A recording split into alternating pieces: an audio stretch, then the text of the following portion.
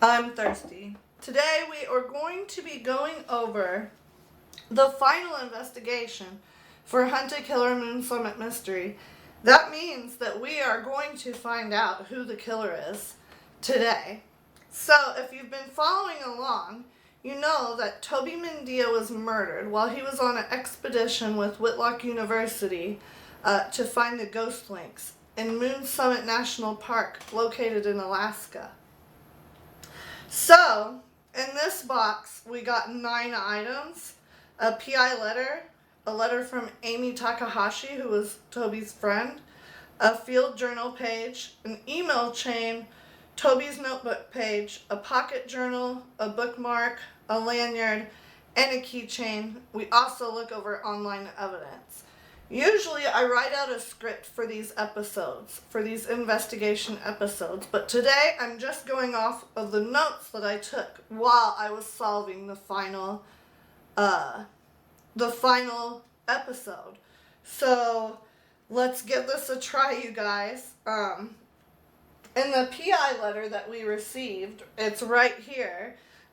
It's just saying, it's going over, was it Conrad Weldingham or was it Emma Clarkson who murdered Toby Mendia? And it gives us a new password. Amy's letter just seemed like a nice final letter, thanking us for our work and things like that. So let's go ahead and get those two things out of the way for us so we can focus on the investigation. So the first thing that we'll look at today is an email chain between Toby and International Terrain. At first, it seems like Toby was excited to work with International Terrain, and then he flipped, right? So I was thinking, did someone hack his emails? If you remember, or I don't even know if I mentioned this, there was a login for Toby around the time he was murdered. A login for his laptop. So, what is up with that? So his tone completely changed in these emails to International Terrain. The final email says, and it's from Toby to them, I changed my mind. Your hostile actions toward the well-being of our planet are disgraceful, and I have no interest in further dealings with your reprehensible company. Don't contact me again. So who that sounds like to me is Emma, okay? So did she, the night that Toby was murdered, did she log in and send this email? Because it is also dated August 29th at 10:12 p.m.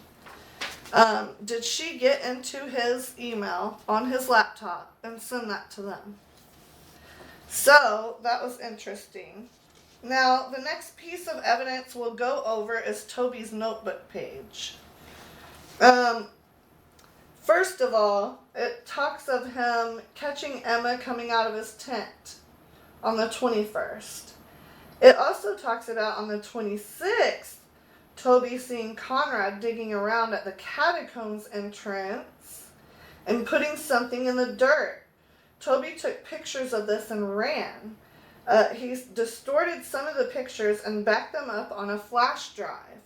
So that's so interesting, right? This is making me feel like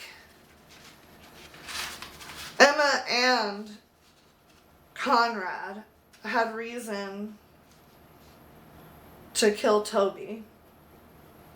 The next piece of evidence that we are going to look at is a field journal page, which is more of Emma's work. She talks about a plan to deal with Toby, but that she needs a long-term plan and to maybe talk to Conrad. So I thought that was interesting as well. And here's some more writing on the back. I don't know if you can see. So it looks like everything in the file folder we've went over except for this bookmark. So on the bookmark, it's very cute. I like it. We see more familiar Morse code. It says resetting trap after dinner. Oh, and that was a question. So that was like Emma. She said, resetting trap after dinner. And then Rusty wrote back, probably why. And Emma wrote, take Toby. And then Rusty wrote, nah, you want to come though? Emma wrote, I'm staying here tonight. And then Rusty wrote, fine. So that's interesting as well. And now we've looked over all of the evidence that's inside this file folder. And we get to move on to that evidence, which is very interesting, okay? So, the pocket journal is the same code as the postcard, except between May 8th, 2018 to August 8th, 2018, you use the code starting with East, okay? So, instead of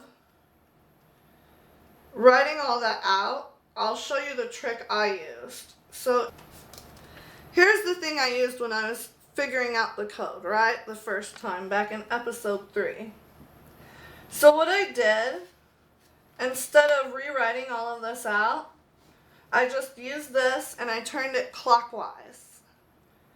And then I wrote down the new code, okay? And for August 17th, 2018 to August 29th, 2018, you turn the old code upside down. And then you can write out the new code. Okay? So instead of having to write out that code over and over again, that's exactly what I did. I just would turn this thing, the first thing I used. Okay. So, I'm going to try to read out these journal entries to you. Wish me luck. So, May 4th, it says, arrived at Moon Summit. Team is exhausted from the long hike to camp. Work begins tomorrow after setting up the labs. May 5th, handed out schedule, should keep things on course for a few months. Wrote reminder of plan elsewhere just in case. So what plan does he have?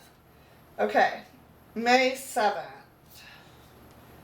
Had a scare while team was hiking, but no catastrophe. Need to avoid that ravine. Will stick to the trails.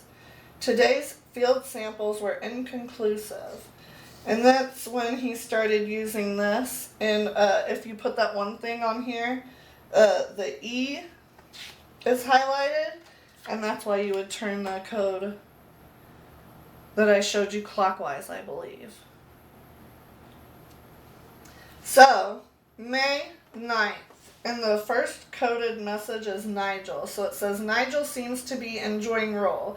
Takes quite a while to write a simple report. Will probably spend majority of time in lab. Preferable. May 14th, fieldwork has been fruitless so far. Should think about scouting locations. May 18th, there's coded messages in this. So let me try to read this to you. Toby frequenting the southeast. Hasn't reported anything about Ghost Link. Something else in area must be of interest. May 19th. Followed up on Toby issue. Just an eagle nest. Also seems interested in hair burrows and squirrel dens. May 23rd. Emma's fervor is astounding, but more preoccupied with law than zoology. Probably for the best. Good choice to bring along. Fieldwork is subpar. Poor Emma. She was being used as a pawn, basically, from what it's turning out to sound like. So, May 27th. Nothing after almost a month. Knew this was a fantasy, but part of me hoped otherwise. We'll have to enact plan before trip is over. Results should still be positive. June 2nd. Need to be patient with Rusty's protocols. Should ease up as the trip goes on. Will establish trust with less mishaps. June 19th. Found a spot. Catacombs. No evidence of predators inhabiting. We'll check location again before end of August. Alright, July 15th. Interviews today. Should have spoken more on retirement. Others seemed agitated by questions. Tensions causing distraction from work. Lillian is a useful ally, if not accidental. August 8th. Team is more diligent than anticipated. Will make better effort to distract them from work. Yep, pretty sneaky, pretty manipulative sounding to me. Okay. August 17th. Oh, here's where the code changes again. And if you put that one thing that we got in a previous episode on here, it highlights the S, which is why I said to turn the code upside down and then write out the new coded alphabet. So, August 17th. Sneaking the flask with supplies served well. Toby stumbled across it. New team would be a mess from the start, but glad I brought contingency. Figured Emma would get confrontational eventually. Should prove to be disruptive. August 18th. Last night's incident has not dampened team spirits. All are pushing through. All are desperate for expedition to pay off. August 24th. My job is on the line. Thought it was safe, but this is not good. Will expedite plan. Should be able to prove Ghost Link's existence with bones brought from classroom. Setting up tomorrow. Will assign someone to the area later and let them make the discovery. Then need to destroy the bones somehow before they're tested. So there's his plan, and there is his motive. He knew that if he didn't find the Ghost Links on this expedition, that he was going to get fired. So he is setting it up to make it look like they did find the Ghost Links when they actually did not. So that's really messed up, Conrad. Anyway, let's move on to August 25th's entry. Someone spotted me. Went to catacombs this morning while others preoccupied with work. Heard camera shutter from somewhere behind me. Went to investigate, but they got away. Took bones back and stashed them in lab tent with other samples for now.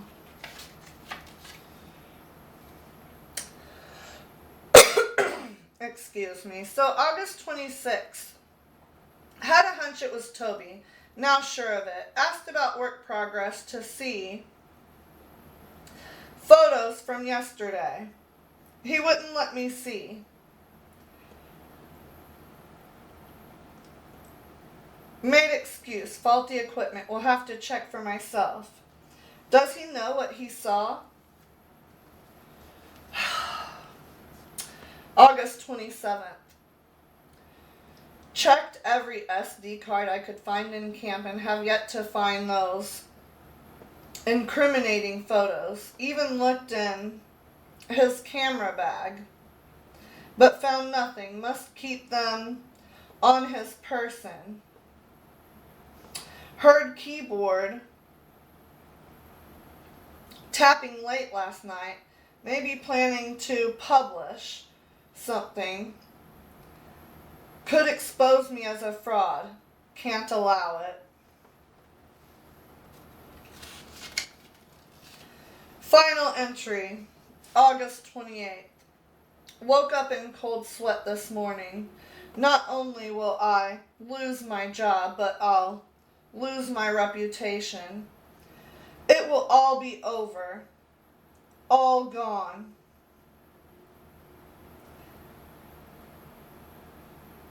It will all be over. Decades of establishing myself in the field. All gone. Can't allow it. I'll figure something out. Oh, here's the final entry. August 29th, the day that Toby was killed. Preparations have been made. Note I left earlier should be enough to get him alone. Conrad, what did you do? Alright, we still need to look at the lanyard and the keychain and the online evidence.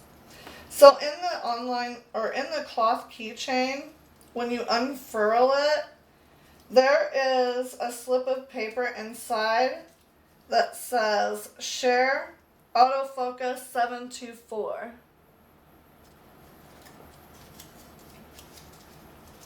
Now, in the buckle of the lanyard is a USB drive. So what you do is you log into Deviant Tracker and you click the editor tab, right? You put the USB drive into your computer and then you put the name of the first file into the editor and then the password.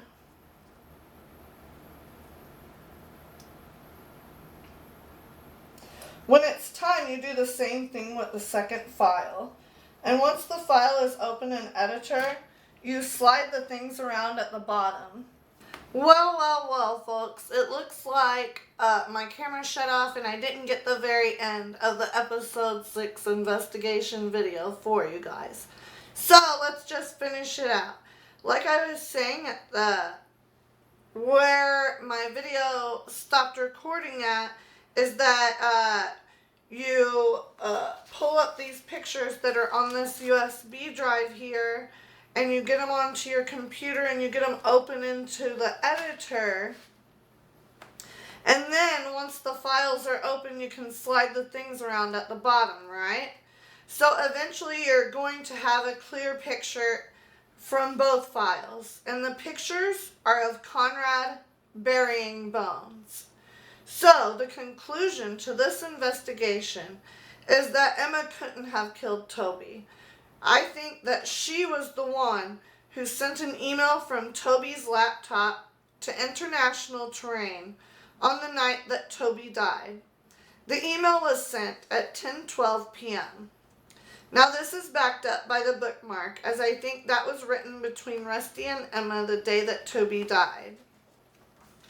So this concludes that Conrad is the murderer. His pocket journal that we went over and the pictures that Toby took of him, plus the lack of a strong alibi, shows that Conrad is the murderer because he had the means, the motive, and the opportunity.